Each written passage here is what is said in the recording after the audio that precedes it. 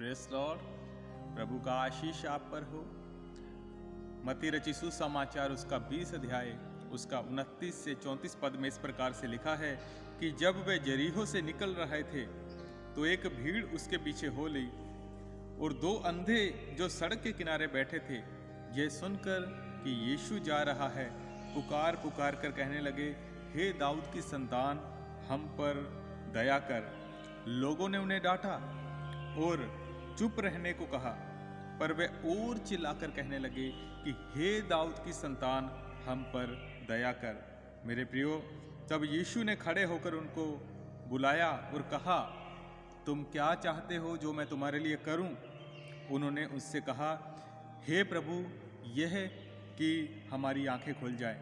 तब यीशु ने तरस खाया और उनकी आंखों को छुआ और वे तुरंत देखने लगे और मार्ग में प्रभु यीशु मसीह के पीछे हो लिए। मेरे प्रियो, ये घटना हमें सिखाती है कि आपका विश्वास, आपकी लगन और आपकी प्रार्थना कभी व्यर्थ नहीं जाती है। परमेश्वर आपके एक एक शब्द को सुनता है। हालेलुया। बजाय इसके कि हमारे आसपास का वातावरण कैसा है, हमारे आसपास के लोग हमें कितना उत्साहित करते हैं, जहाँ वो हमारा ठट्ठा करते हैं, हमारा मजाक बनाते हैं, हमारी प्रार्थना का मजाक बनाते हैं, हमारे विश्वास का मजाक बनाते हैं, प्रार्थना और संगति में आगे बढ़ने से रोकते हैं। मेरे प्रियो, किसी भी मनुष्य के रोकने से नहीं रुकना है। किसी भी मनुष्य के नकारात्मक ऊर्जा जो वो आप पर छोड़ता है उसे रिसीव नहीं करना है। दुनिया जो भी कहे, लोग जो भी कहें, आपको यीशु को पुकारना है, यीशु से बात करनी है, यीशु को कहना है कि हे दाऊद की संतान, मुझ पर दया कर। और जैसा कि हम इस वचन में आगे पढ़ते हैं कि जब लोगों ने उनको रोका लेकिन वो और ज़्यादा ऊंची आवाज़ में चिल्लाने लगे।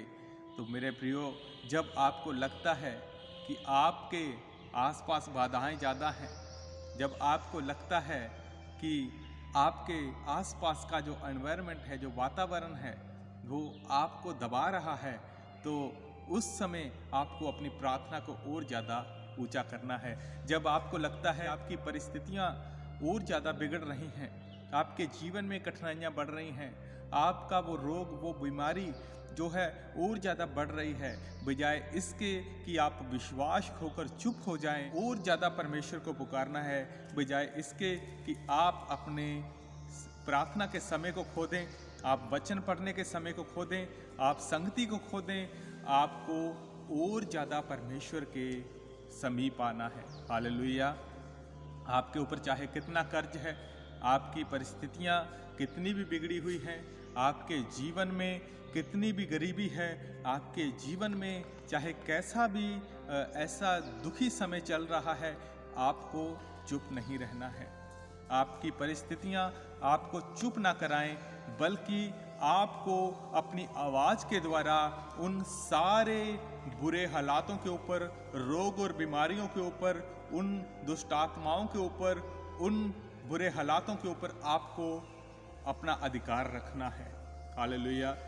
मेरे प्रियो, कई बार ऐसा होता है कि हम बहुत प्रार्थना करते हैं, हम बहुत ज़्यादा इंतज़ार करते हैं परमेश्वर से किसी प्रार्थना का उत्तर पाने के लिए, लेकिन वो उत्तर हमें नहीं मिल पाता है। लेकिन मेरे प्रियो, तब भी हमें चुप नहीं बैठना है, लेकिन लगातार परमेश्वर की स्तुति करना है, लगातार परमेश्वर से बात करने की कोशिश करना है और लगातार परमेश्वर को पुकारते रहना है। और यदि हम आगे देखते हैं तो वहाँ पर हमें वचन क्या बताता है कि तब यीशु मसीह ने खड़े होकर उनको बुलाया।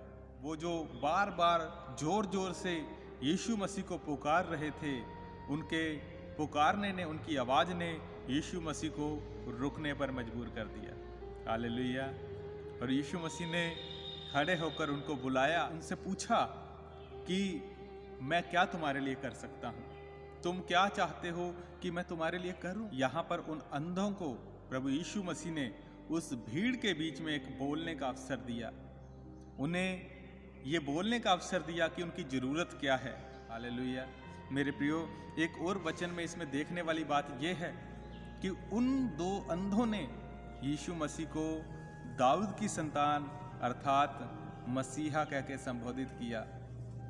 इसका अर्थ ये भी है कि वो इज़राइल के अंदर जो घटनाएं होने वाली थी, जो इज़राइल का ओल्ड स्क्रिप्चर पुराना नियम बताता है, उसके वो जानकार थे और उस पर वो विश्वास करते थे और वो जानते थे कि दाऊद के घराने में से मसीहा आने वाला है। और वो इस बात पर भी विश्वास करते थे कि वो जो मसीहा आने वाला था वो आ चुका है और उसका नाम यीशु नासरी है। हालेलुया। उन्होंने कहा कि हे दाऊद की संतान, हम पर दया कर, यानी हे मसीहा हम पर दया कर। और यीशु मसीह ने उनको रुककर उनसे पूछा कि मैं तुम्हारे लिए क्या करूं? तो उन्होंने कहा कि हे प्रभु, यह है कि हमारी आंखें खुल जाएं। और वचन बताता है कि यीशु मसीह ने उनकी आंखों को छुआ और वो तुरंत देखने लगे। उनके जीवन का जो अंधकार था वो खत्म हो गया, उनके जीवन का जो अंधेरा था वो खत्म हो गया और वो देखने लगे। उन्होंने देखा उजियाला, उन्होंने देखा उस भीड़ को, उन्होंने देखा यीशु मसीह के उस रूप को जो मसीहा के रूप में परमेश्वर खुद इस धरती पर उतर आया था। हालेलुया। मेरे प्रियो, इस वचन से हम सीखते हैं कि हमें अपनी आवाज़ को कम नहीं करना है, लगातार परमेश्वर की स्तुति करनी है, परमेश्वर को पुकारते रहना है। परमेश्वर खुद आपके लिए रुकेंगे और परमेश्वर आपकी प्रार्थना का उत्तर आपको देंगे। चाहे हालात कैसे हैं, जो परिस्थितियां हैं वो बिगड़ रही हैं, लेकिन आपको परमेश्वर को रोकना है और आपको पुकारते रहना है। जिस प्रकार से उन अंधों ने उजाला देखा, उसी प्रकार से परमेश्वर आपके जीवन के अंधकार को मिटाकर आपके जीवन में उजाला भरने जा रहा है। वो आपके जीवन को आशीष और बरकत से भरने जा रहा है। वो आपके जीवन के खर्चों को खत्म करने जा रहा है। वो आपके जीवन की लड़ाइयाँ लड़ने जा रहा है। वो आपके विरोधियों को शांत करने जा रहा है। वो आपके लिए बड़े अवसर पैदा करने जा रहा है। वो आपके बच्चों को सीधे मार्ग पर लाने के लिए जा रहा है। परमेश्वर आप सबको आशीष दे। God bless you. जय